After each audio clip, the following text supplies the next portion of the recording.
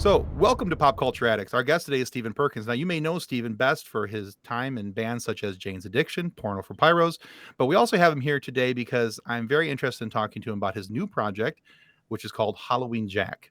Now, we're very honored to have him with us here, so please won't you help us in welcoming Stephen Perkins. Thank you for joining us, Stephen. Hi. Hello, friends, new friends. So, Kathleen, nice to meet you. Where are you from? We are both from Michigan. I'm actually north of the Saginaw area. Oh, wow. Okay. And I'm just north of Grand Rapids. You know, Jane's Addiction did our first show, I think in 87 or 88. And we have a song called Jane Says where we mentioned St. Andrews, which is a street in Los Angeles. But we were excited to share it back then with the audience. And they sang it with such gusto. I can still hear it. And this is like, 1988. But thanks for having me on the show. And so we found out there's a Halloween Jack in the UK. So we officially changed our name to The Halloween Jack. It's unbelievable. Now we own it. It's ours. The Halloween Jack. We went around a couple different ideas, and you don't want to know the ones we didn't get to. But the thing is with Halloween Jack, the Halloween Jack, is about 10 years ago in Los Angeles, the guitar player Gilby Clarke, bass player Daniel Schulman, and this great singer and guitar player Eric Dover, we started playing, I think, about every other week in Los Angeles at a place called the Dragonfly. And we would just do an hour of covers from Sweet, Alice Cooper, Elton, Kiss. I mean, it had punk rock energy. We would do some Iggy, some Dolls, but of course it was, lacquered up with the glamorous side.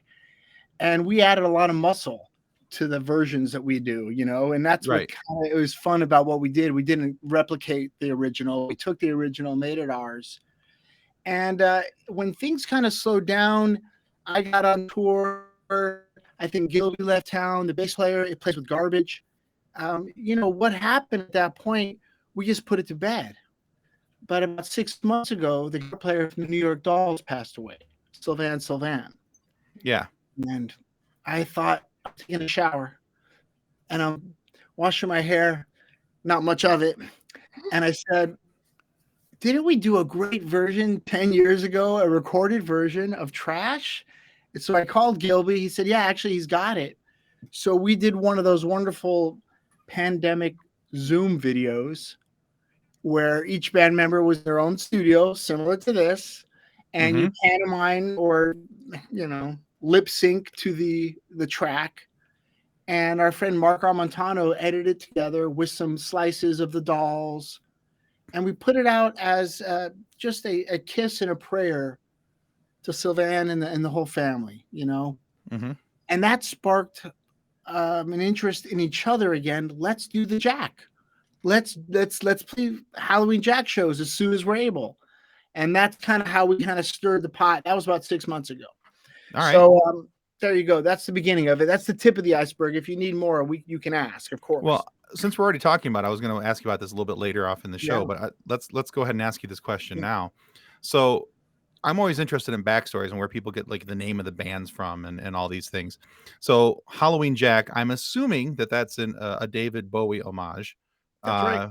All right, cool. I thought it was either that or Nightmare Before Christmas. Jack. No, it was the David Bowie Diamond Dogs. Yep. And 74. also I have another band name, and you guys can use it. No one likes it, but it's from a Bowie song called Changes. It took me years to figure out what he was saying, but the dead end street signs. He says that's one of the final words of the third line in the first verse or second verse. The dead end street signs. He takes a turn into a dead end street sign. And I thought that'd be a great name for a band, the dead end street signs. Everybody thinks it's a mouthful, but hey, so Halloween Jack to me is a band where you can embrace these songs that you grew up with. Love Is Like Oxygen, which I remember 1977. I was probably like 10 years old, but I can hear it coming through my dad's car. He had a Cordoba. Okay. And those songs bring back memories, which kind of enlightens that feeling of anything's possible, and rock and roll is made to have fun. And it also it's got a message. The message is get away from your real job, do what you want as an artist, embrace it. That's why you are here. Someone else is here possibly to, if their dream is to be an architect, I hope they get there. If their dream is to be a baseball player and actually get to the majors, I hope they get there. But at 8 years old, I found my drums. And my dream at 13, at my bar mitzvah, 1980, I played a drum solo in front of all my school friends and family. And I've been practicing alone for 3 years at that time on pillows and pads. But when I saw what happened between me and the reaction of family and friends and even strangers and cantors and rabbis, that kind of turned me into more of an instrument, a tool to make people happy. Okay. To make people move. It wasn't about look what I can do for from 10 years old to 13. I was getting better at bouncing a drumstick, learning Van Halen songs. And that is important because you get better and you improve and you have goals. But when I saw people react to my playing and bodies move, and then also growing up in Los Angeles, we have the Venice Beach Drum Circle every Sunday afternoon. And I was pretty shy. I wouldn't join them, but you would hear and people moving on the beach. And I was like 10 years old going, that's cool. I don't know what's going on. Smells kind of interesting too over there.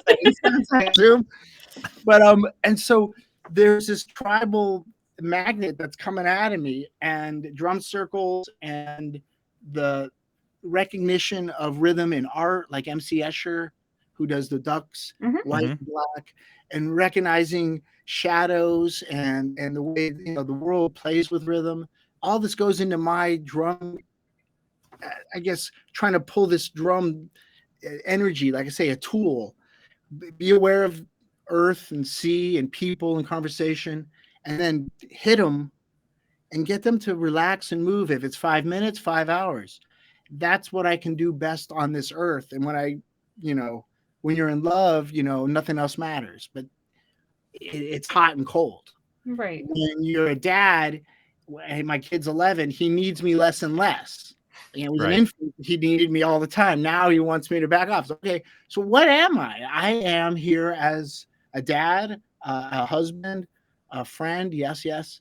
But the drums is what I think, in a sense, puts me into meditation, and also is this electrifying, like the Tesla coil, where he was brave enough to touch 2 coils in front of everybody and go, you don't die from it if they're alternating.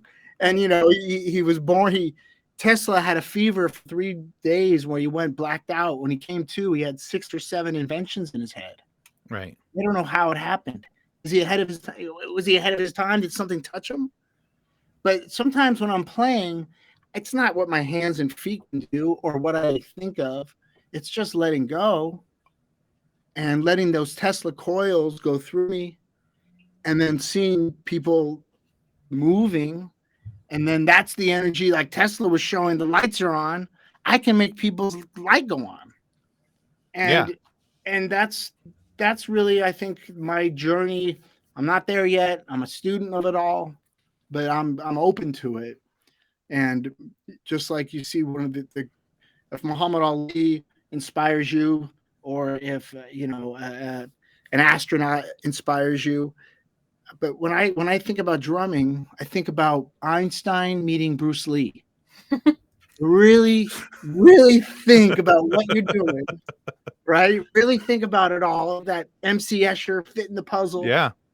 But then, like Bruce Lee, just concentrate, focus, and you walk into a room, it's quiet.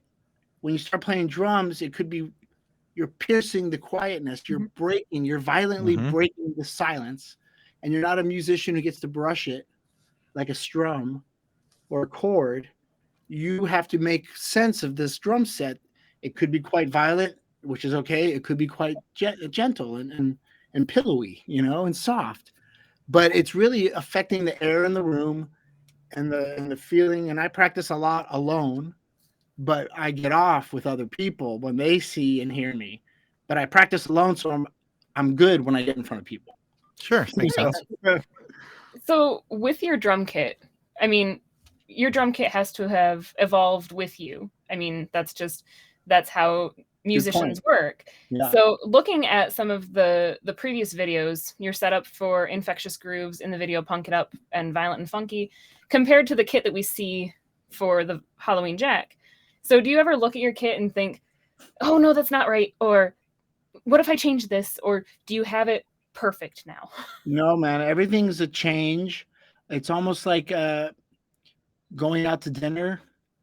You eat 3 times a day, but what are you going to choose? So on a drum set, I think about who I'm playing with, what we're trying to achieve sonically, what kind of characters and flavors I can bring to it, and might not be the right bullseye on the target every time. I might have thought, you know what? Next time I play with these cats, I'm going to bring this. But growing up, I wanted to play jazz because my favorite drummers were jazz players. They were so interesting and musical. But no one in my neighborhood had a piano or an upright bass or a saxophone. Everybody had to plug in their amps. So I became I love jazz and swinging, but I had to add muscle and volume. So now you realize, okay, you're playing with a guy upright bass.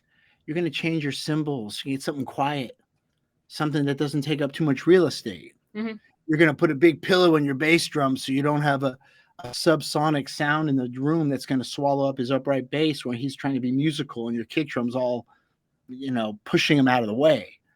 But you still want to play. You want to play. You don't want to hold back with your performance. So you adjust the drum set accordingly so you can do your thing and not get in the way. It's all about real estate.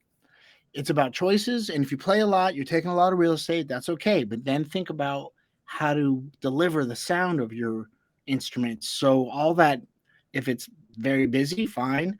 Make sure it fits in the mix. Because you think about a mix, a guy who mixes a record, he hears the vocals like straight ahead. He might hear cymbals up on the right top. He hears the bass line underneath his butt, or his belly while he's mixing, and the guitars are shooting left and right. And it's an experience. Now, not everybody's going to hear this great stereo experience when they hear the mix that you send them. But when you mix, it's about making the real estate have events and not taking it all too much at one time and putting it all in your face all at once. So it's a story. And drumming is really there's so many ways to go about it. That's why I love Motown. You're not really part of the story. You're just laying a pocket so people can move. Mhm. And then you love jazz because they don't care if you're moving or tapping your foot. They're conversing with each other. Right. And they hope you're listening to what they're saying. And, and I like punk rock drumming because it's so pure. And so it's not sterile, but they got everything out of the way they don't need. They edited it, there's no fat involved. It's all you need and nothing else.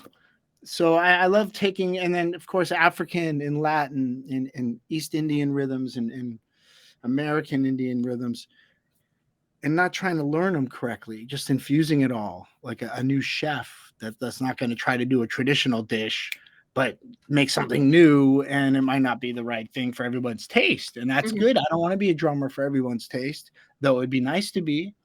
But, that's my advice to young musicians, old musicians, anybody, don't worry if people like you, even though it feels good, like I said earlier, for people to like and move. But it's not about my personality they like. Right. They hear my drumming and they start moving. I'm just kind of moving the air and stabbing silence. But I think, like you said, it would be nice to be the drummer that everybody likes. But I think that's just the drum tracks and guitar band. Well, the funny thing those are the guitars that everybody likes. I love that. Yeah, but I love when people don't understand what you're doing, and that means you're not for everybody.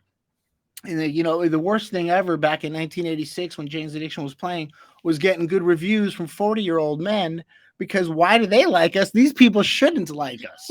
But they saw something and they heard something that was mature, and in my opinion, the songs are still timeless, and they were timeless. From the moment they were written, it could have been today, tomorrow, or yesterday, or 100 years ago. They sound relevant lyrically and musically and sonically. But I appreciate now that I'm 54 that a man at 40 or a a young, 20-year-old can see what Jane's was doing back in 86 and agree upon it. Yeah. And, I think about Jane's Addiction fan back there. They could have had a Cure poster and a Metallica poster, and that would be a Jane's Addiction fan in 1986. Because we were not afraid to put black lipstick on, but play metal. But yeah, so thinking about that, I mean, I was in high school in the 90s. I'm a child of the 90s. I graduated from high school in 1995. And Okay. shut up, Kathleen. Nobody likes you. You were 3. She's a baby. We have a lot to learn from her. We do, actually. I now I admitted that on the camera. She's never gonna let that go. Nope. But the thing is that so growing up, I mean, I remember the first time I heard Jane's Addiction. My buddy was like, "Hey, did you hear this band?" And for him, I mean, we were. I want to say I was in my early teens. I was 13, maybe 14, the first time I heard Jane's Addiction, and he was more impressed with the album covers because there was naked women on it, and he's like, "I have this thing," Anyway, Boobs. yeah, Boobs. There's something about what Warner Brothers, the record label, gave us was the opportunity to deliver that cover and our lyrics, and they let us do what we wanted. We had offers from Capitol and Geffen and a bunch of labels, but they were going to do something to us. Right. Warner Brothers said, "Do what you want. We want to show the world," because at the time, everything on the Sunset Strip was already signed up, packaged, and put out. And I was young enough to see, Motley and Rat and GNR, even because they were around at the same time we were, but a little bit older than me. Everything was being, in a similar category, but Jane's Addiction was an after hours late night thing. And that's what we wanted, to find a label that would let us do that on the art, on the actual, on the presentation of the band. No one got in the way.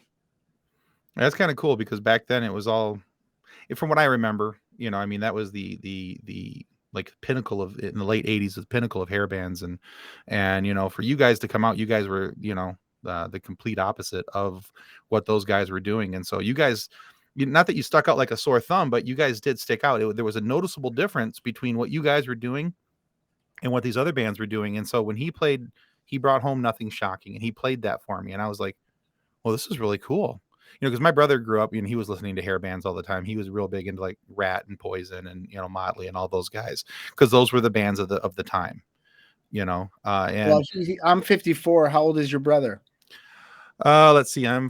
He's 50, 51 somewhere. Okay, yeah. So that's exactly what was going on. And on the East Coast, I'm not sure what was saturating, but the Pixies came out at the same time Jane's did on the East Coast, and I think both of those bands. It's not similar in sound, but in idea of how to make your own art and not worry about what's happening around you. Right. Because it has to be from the heart, and you cannot be chasing something. And there was a lot of bands chasing something that another band made success on. And we didn't have that, and we weren't in mind, no. Well, that's one of the things I always loved about Jane's Addiction. One of the things I loved about the Pixies as well is that neither one of those bands was worried about trying to fit in this prepackaged, pre-formulaic thing. Yeah. You guys were willing to be yourselves. You guys were willing to present yourself as, hey, this is who we are. This is our music. This is what we're doing. And for me, that was a nice change of pace. It wasn't the same old. And I think that's kind of what set the tone for me musically going forward, for what I listen to and why I listen to certain things as I got older, and why I leaned into certain bands heavier, because they weren't they may have had other people copy them, but they weren't the ones going out and trying to follow the same yellow brick road that everybody else had already been going down.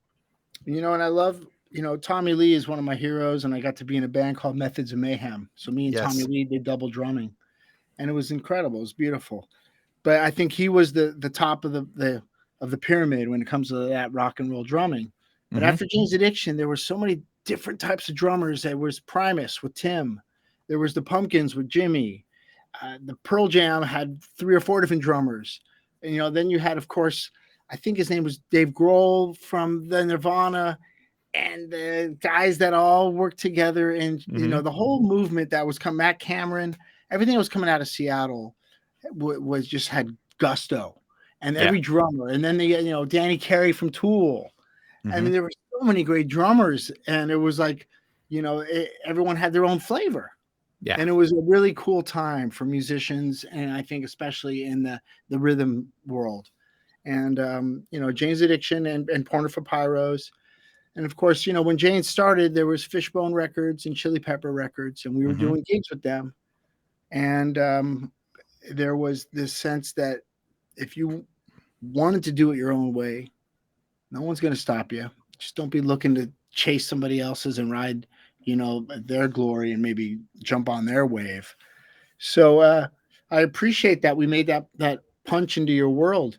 And then for what's going on in my life right now, I am starting a label called Perkins Palace, and I'm going to take all my experience and all the friends and associates I've made that we made great music and art together, and I'm going to go look for new artists, whatever age. I That's want to awesome. help them get out there. And I know it's a strange world right now. We don't know what that means, get out there. But if I can just get a little more, if I can shine a light on anybody and help them, and I'm going to try. So Perkins Palace, I'm thinking it's possibly maybe at the end of the year, but definitely at the beginning of the new year, you'll see our first release. Awesome. And it's really important for me to believe in it. I like rock and roll music. I like good players. I don't like, if I can't listen to it over and over and bite and keep chewing, I'm not going to enjoy helping them. Mhm. So it's exciting now because, drumming, I could do it every night of my life forever, but it's hard to get, of course, COVID has just changed everything, but it's hard to get a band that all wants to do the same thing at the same time. Do you all Right. want to tour every summer? Maybe. You see bands that do it, and it's pretty impressive because it's a real business to them. But Sure. I'm enjoying like everybody, it was so derailing to have this terrible 18, 19, 20 months, and who knows what's ahead. Right. But you figure out what is important and maybe what isn't. You filter out the noise that there was been so much of it. You get it out of there, and I think it's going to be a great creative time. And if there's a lot of great novels and films and musicians and artists bursting because of what we've been through, I can't wait to see what they're going to do. Oh, exactly. You know? I think everybody's been so penned up that you're starting to see those creative juices that they had to keep restrained for so long.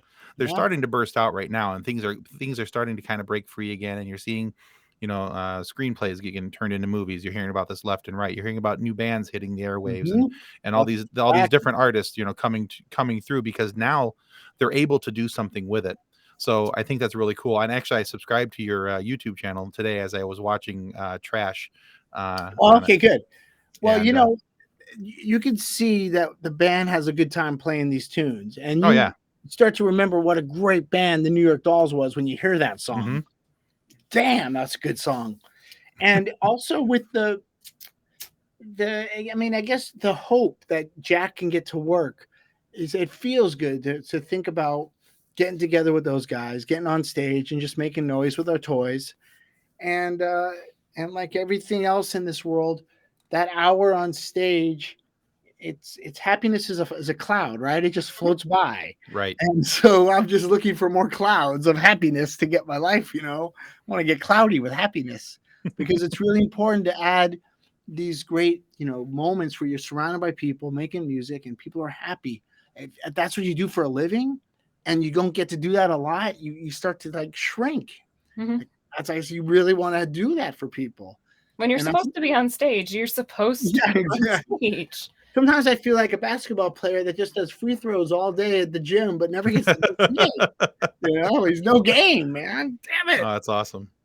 So you mentioned the band earlier, so I want to talk to you about them real quick. So back in 1996, when Porno for Pyros released "Good God's Urge," I had just graduated from high school, and I love that album. By the way, Thank you.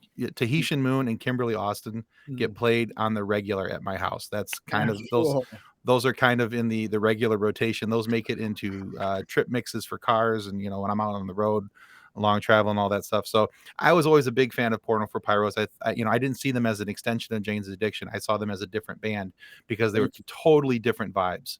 Even though it had you on the drums and Perry, at the mic, that was the only thing that to me that was the same as Jane's. But I did read somewhere recently, and I'm hoping this is true, so maybe you can clarify this for me. I heard that there's a possibility that Porno for Pyros will be reforming and putting out a new album. Is that true? Well, we just did 3 Jane shows last week, and that was incredible. And I got to see our friend Eileen.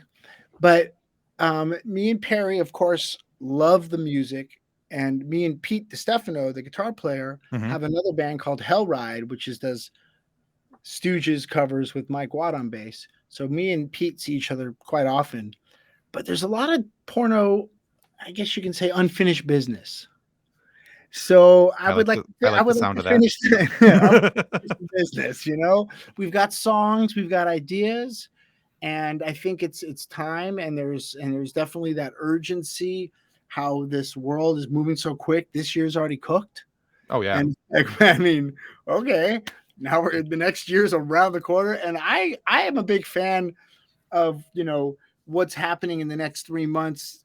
In the spiritual world of having a 12-year-old. He's going to be 12 in December. Of course, there's Halloween and Thanksgiving and Hanukkah and Christmas, and his birthday's in December and New Year's. I like all those celebrations, and it gives me a chance to play music. But it's going to be exciting to start a new year and look at Jan 1 and say, January 1, what are we going to do? And I would love to get Porno on that list. Awesome. Let's get to work. And Jane's and the Jack and everything, because I think I have time for it and the energy and the love to do it, and that's what you need. You need to love to do it.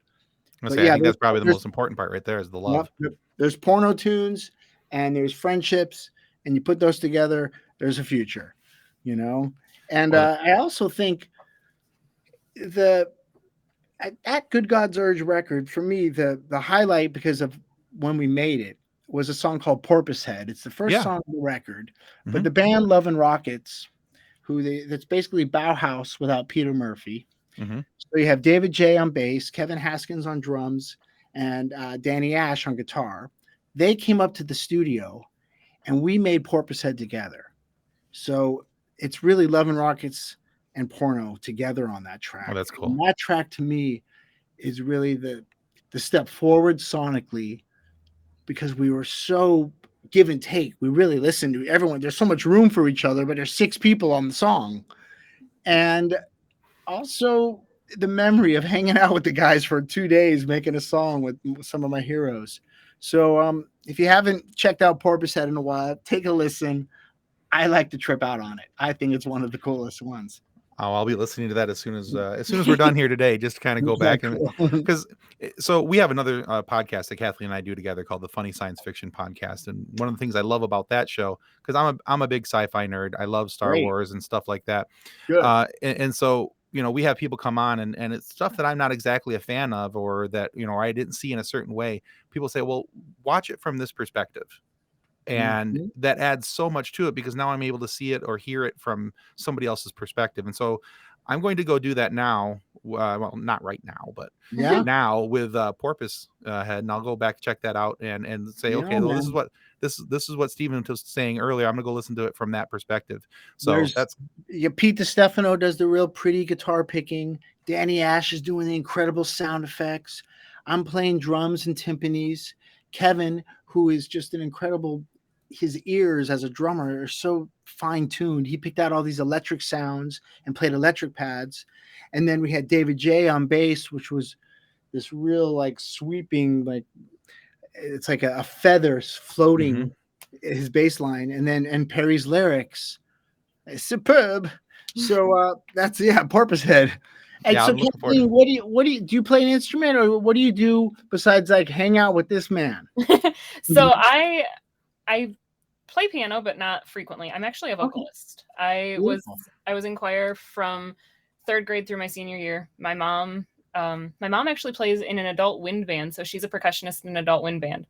That's fantastic. Yeah, my grandmother was a classically trained opera singer, so I've got a lot of music in me. It's just the majority of it is currently used for Twinkle Twinkle Little Star and Row Row Row Your Boat because I have a 3-year-old. Well, that's important because you got to have chops to do that, and they want it done right, and Oh yeah.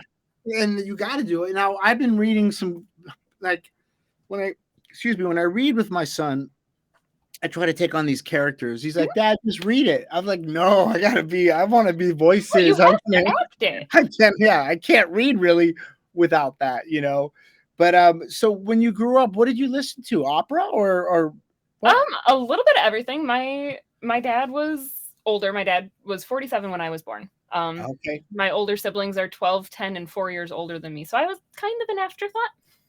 Well, I was 44 when my son was born. I mean, my parents tried to tell me that I was the only one of them that was actually the only one of my siblings that was actually planned, but I think that was to try to make me feel better. But we listened to everything from Simon and Garfunkel. My dad loved Simon and Garfunkel and Beach Boys and Jimmy Buffett. But then with my brothers being older than me, they got me into Jane's Addiction and Bowling for Soup and 3 Days Grace. Nice. Yeah, so a little bit of everything. Yeah, I had an older brother, and I went through his records and picked out what I liked, and then he would give me the stuff that he thought I missed out on, and he's like, "Oh, you missed this," and it really helped me find, I guess, how broad way to look at music. And he did have a taste of this and that and the other. But when I became a drummer, I got so hungry and I searched out the strange rhythms. And sometimes it wasn't even the music that I liked. I wanted to hear what the drummers were doing. And I had that fascination with hardcore metal. I love what's happening, the technique of the metal drummers. And when I was young, Iron Maiden and Slayer and some of the thrash metal bands were doing something, that was progressive in a sense, but still with a lot of punk rock energy. And then I fell out of it. And then all of a sudden Pantera showed up, 1991 or 92, whatever it was. And I got excited again about metal. And I think about the two brothers that are gone. They're not here anymore, Dimebag and Vinnie Paul. Yeah. And it's incredible that they're like shooting stars, and especially out of Texas. These guys were just wild. They were big barbecues backstage. They would just party all night. They were Texas, and their music was. And, you think about musicians that hit it and quit it, and the world just kind of, it's like a meteor, bam, and it's dented. There's a huge imprint. And then like the bands you mentioned, I love Simon and Garfunkel too. Those guys are still alive, and they could be playing gigs together. And it's a wonderful thing when you're there for a long time and you make this huge imprint over and over, or even a short time like these cats. And I was very fortunate. That's why I'm telling the story. 2-3 days ago when James played, Wolfgang Van Halen was there. And I got to hang with Wolfgang, and to think about how important music is and to everybody, and then to stick out and have a name that blows doors open for everything. Eddie Van Halen changed everything. And to have that happen is kind of like Tesla. How does it happen? Right. You have to be completely open to the experience. And it was great to meet Wolfgang because the DNA is there. He shares DNA with Eddie, and Eddie, who knew where you got to wonder, maybe Eddie had some Tesla DNA. So that's where I'm going. I'm going to find out. He definitely has some DNA there. See, and when you mentioned jazz earlier, I got excited because my mom and I were in a jazz group together for 3 or 4 years. I was secondary vocalist, and then when the first vocalist left, I was the only vocalist. But my mom played drums. It was a lot of work, and I was so chorally trained that it was wait, what? Yeah. That's gone. That is out the window. Out. And that was the thing, is the friend of ours that plays upright bass for that. He's like, "You see the notes?" I'm like, "Yeah." He goes, "Ignore the notes." I'm like, but that's what the notes are there for.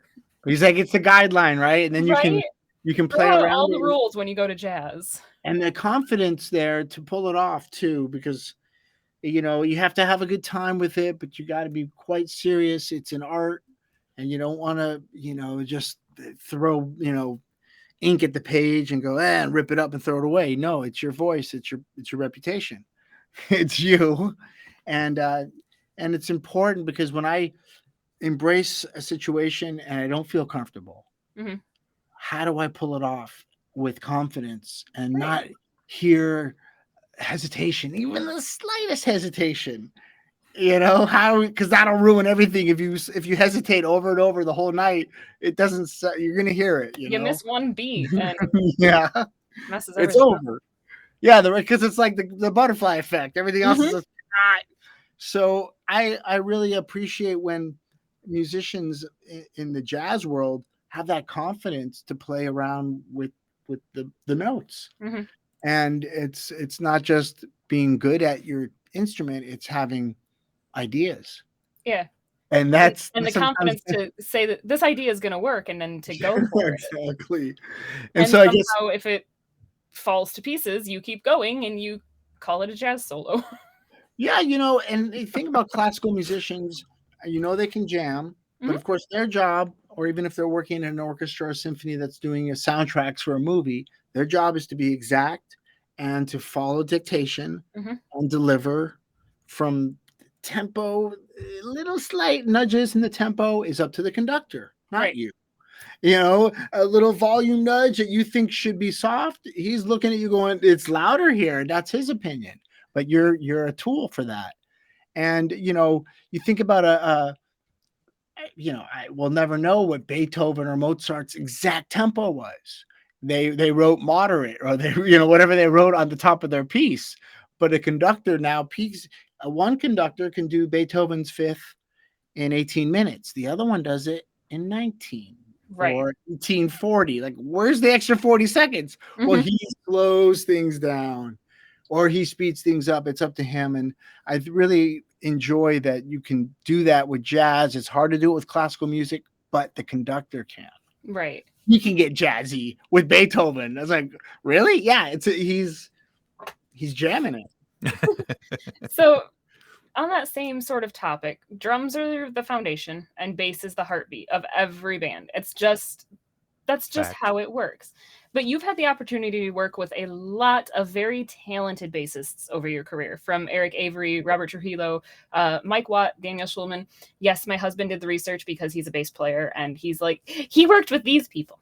But so, do any of those stand out for you with somebody that you just clicked with instantly, and you felt the groove between you and their bass playing? Well, we don't want to forget Rob Osterman, who passed away, True. upright, fretless. Tony Franklin, one of the great bass players who played with Jimmy Page in The Firm. I love playing with Tony. He fits me like a glove. We don't want to forget Mike Watt, Flea, Les Claypool. I mean, everyone is different. But Eric Avery, since I met him when I was 17, and he wrote songs almost like a melodic acoustic guitar player on his bass. Mhm. That gave me a chance to embrace an original side of me that maybe another bass player I wouldn't. If I didn't meet someone like Eric at 17, who knows if I would embrace my original tribal, just follow my heart drumming, don't replicate anybody else behind me or in front of me, just do my thing. So Eric was probably the biggest influence on me by far. Playing with Tony Franklin now, he's on it. And it's Mhm. like, oh, this feels okay. We're there. No problem. Playing with Flea, I did it about a year ago. I've done it a bunch. He was in Jane's Addiction in 1997. He is so fluid. Mhm. And you can be the surfer on his wave, or he'll surf your wave. That's a cool give and take, a wonderful give and take. Yeah. And Mike Watt from the Minutemen. He is a very melodic, beautiful bass player. He was on Good God's Urge, the song. He is so beautiful. Doo-doo-doo-doo. And then on stage, he is a bull. He's just knocking stuff over and let's get to work. So there's two Mike Watts, and that's what I love playing with Mike. Um, Everybody brings something to my bass drum. When I hear what they're doing on their bass, I have to think about, am I going to be or can I be playful? Do I need to be a little more assertive?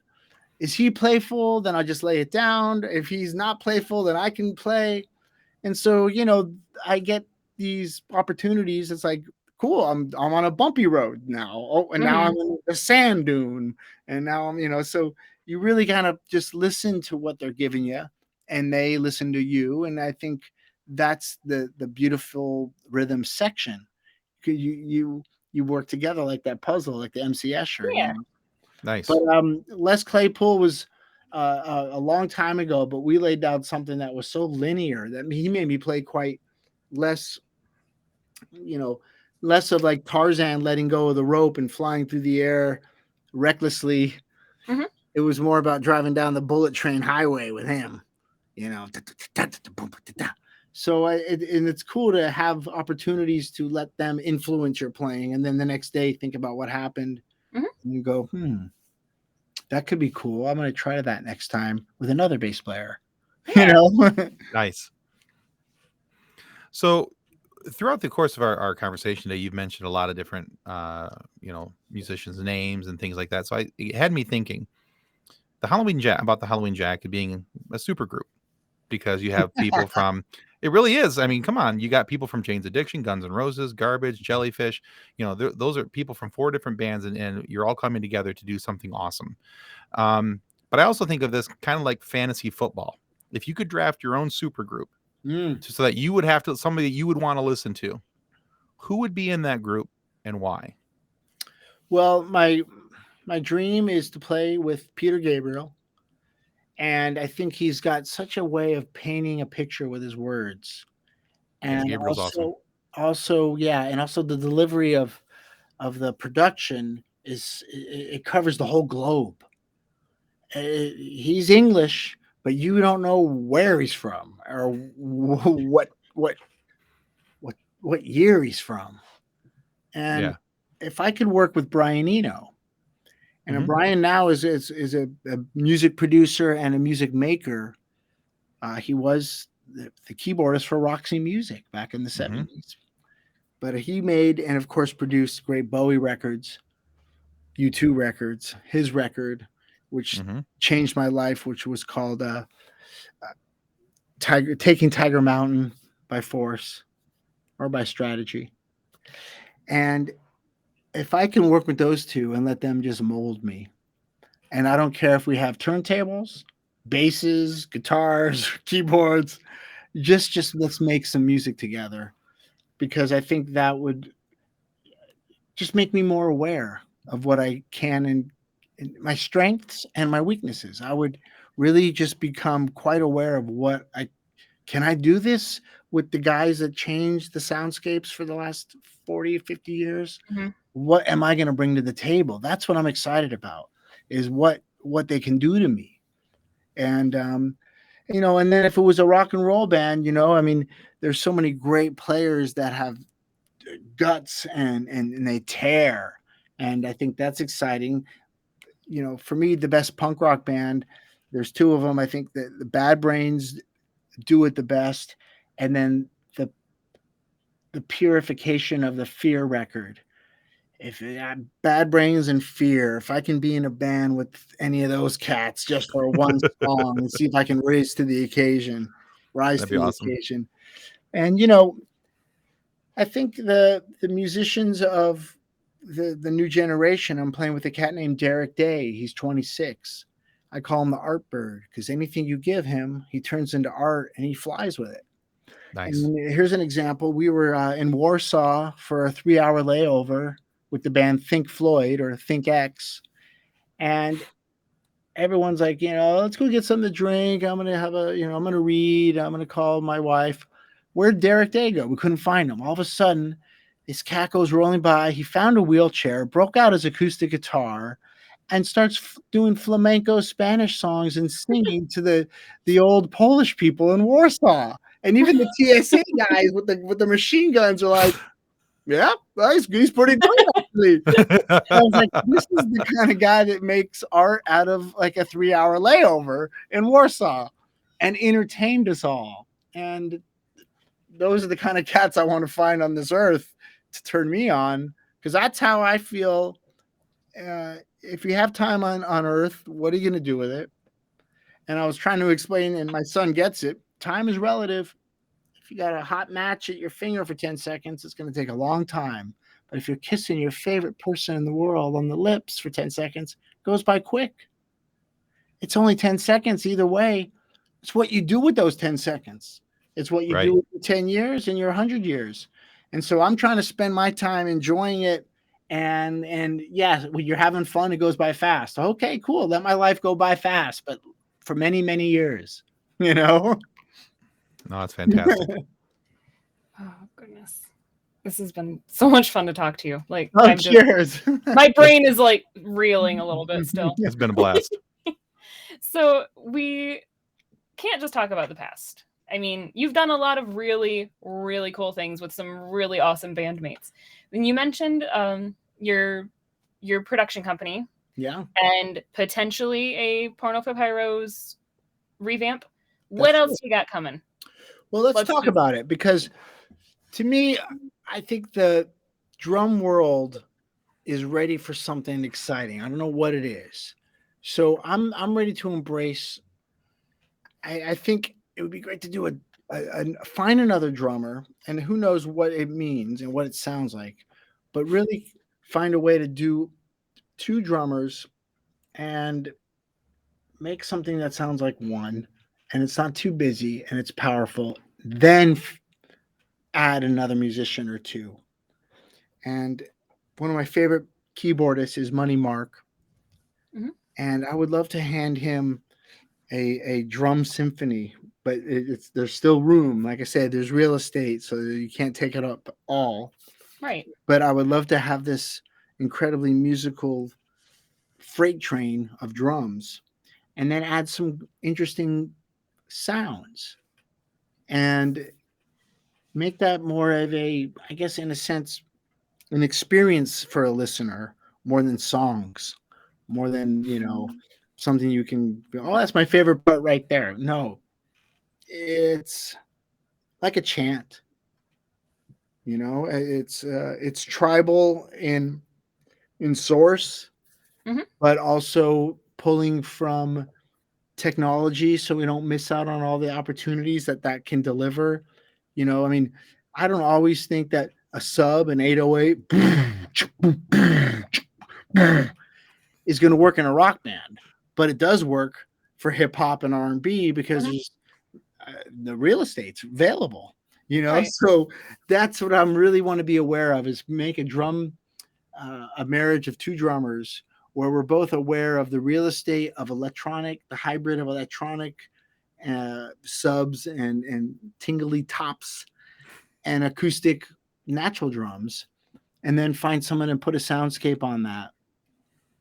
That would be a creative way to look at the next year.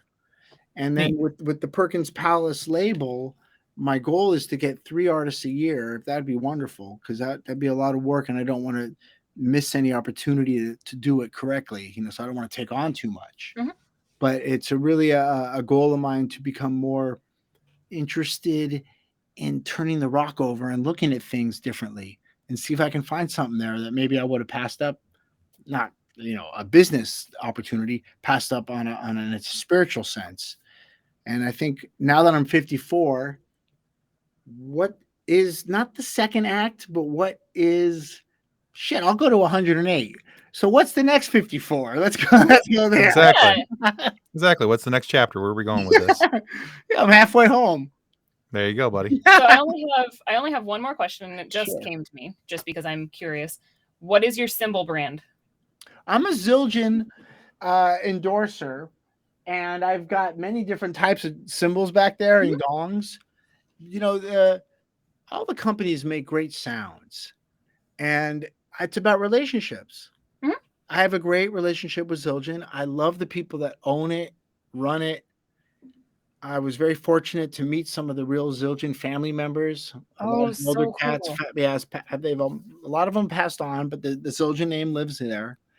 And it's about not having any kind of buffer. I never had anybody call for me for my drums or cymbals or sticks. I called, hey, I'm a drummer.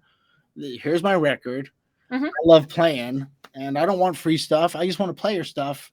And if something breaks, could I call you if I'm on tour and go, hey, I need another one, because I don't want to buy somebody else's gear. Right. I'll buy it from you guys. And then you start a relationship and you become part of their family. And I think even the drum world, some of the cats move from company to company as a drummer, and that's okay because a lot of the companies have employees that move from company to company. Right. So Sure. it's like, it's a small pool and it's pretty shallow of people swimming in there and playing. But I've been very fortunate to make friends and keep friends in a sense that they want to hear their cymbals on record and on stage. I want to give it to them. Mhm. And it's a great friendship because we both want the same thing. Yeah. I really Nice. feel like Zildjian sounds the best. You like him the best. I do like the sound of Zildjian the best. Yeah.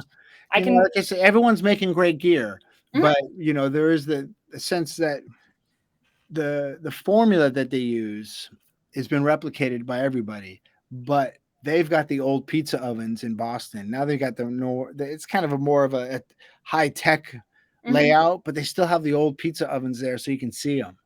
That's And so cool. it's cool because they would just put a blob of metal in there, they'd melt it, and then they hammer it and polish it and figure out the weight and the thinness, etc. And they make great gear. And I played them on stage in Philly.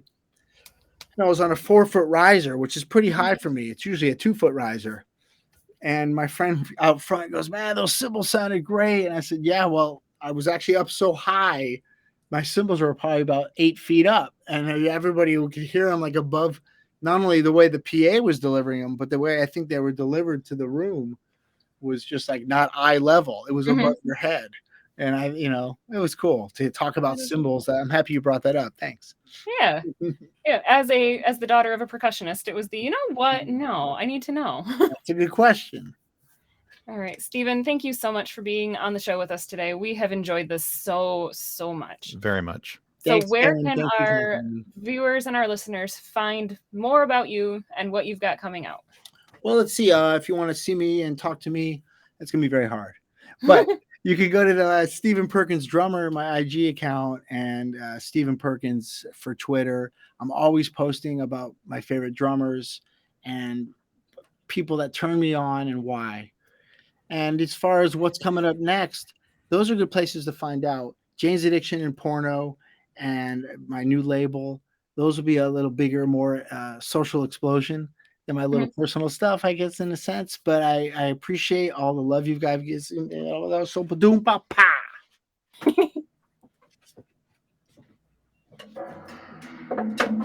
I'm okay.